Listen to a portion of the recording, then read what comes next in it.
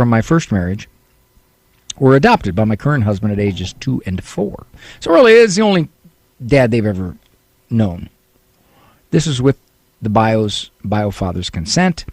The bio father had no contact and did not financially support since 3 years before the adoption, and only saw the boys a few times during the 3 years before the adoption. Between the boys' ages of 26 to 32, the bio father started communications. Now, I see this a lot.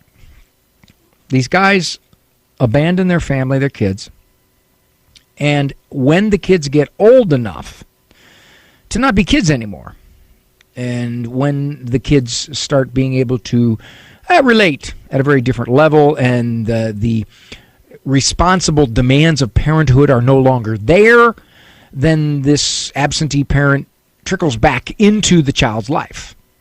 And that's not always the case. I mean, there are some times when people who abandon the kids at young ages have a conversion, a change of heart, a maturity. Something occurs that they say, I regret what I did, and I want to reconnect. So for any of you listening in that position, I'm nodding toward you.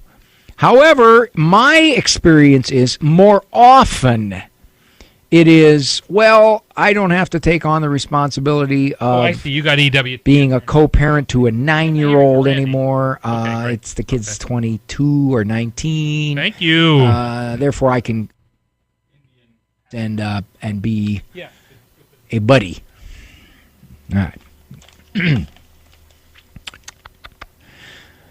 Last year, at ages 29 and 32, our sons met with their bio father. All right. So apparently this meeting was after they had started the communications. The communications and plans to meet were kept a secret until 2 weeks before the visit. Now, you got to ask, why the secret? Well, probably because the boys had mixed feelings about this. Mom and the dad that we've only known have raised us. We believe they've been good parents, and I don't know if they believe that because I'm going to read on here. But maybe they had reluctancies to bring it up for their own various reasons. It was very emotional for my husband and I to be kept in the dark. Well, before I go any further here, Mom, that would mean you're interpreting it as indicating they just didn't want you to know because it wasn't your place to know. Now, that could be, but it also could be they were nervous, they were reluctant, they didn't quite know how you'd take it. If they told you, we want to meet with this guy who's been out of our lives for 20-some years. And, given what you just said, they might be right a little bit, huh? During their upbringing, we opened up the idea of sharing their past on several occasions. They always resisted. Right. They were kids. Their attitude was, hey, this is my home. He's my dad, as much as he could be a dad. And you're my mom. We're content. My husband and I had saved important documentation and photos that I offered to share, and again, was met with resistance. My husband and I felt very uncomfortable and slighted by the idea that they were going to hear about their past from their father, who abandoned them and who were never given the chance to share their history.